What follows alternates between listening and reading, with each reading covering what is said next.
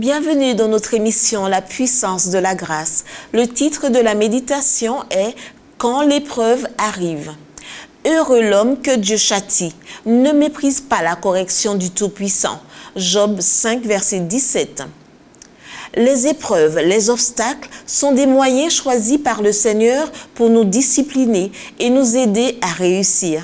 Il sait que quelques-uns ont des talents qui, bien employés, pourraient contribuer à l'avancement de son règne. Dans sa providence, il place ces personnes dans certaines situations qui leur permettent de découvrir des défauts ignorés, ce qui leur donne l'occasion de se corriger et de se préparer à son service. Si nous sommes appelés à rencontrer des difficultés, c'est que le Seigneur voit en nous quelques qualités précieuses qu'il veut mettre en valeur. Si rien dans notre personne ne pouvait glorifier son nom, il ne perdrait pas son temps à nous purifier.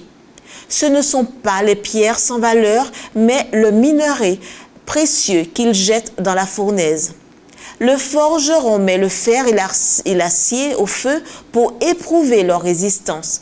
De même, le Seigneur permet que ses enfants passent par l'affliction afin de leur fournir l'occasion de montrer leur trompe et prouver qu'ils peuvent être transformés pour son service.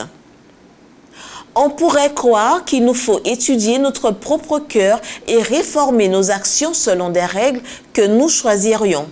Il n'en est rien.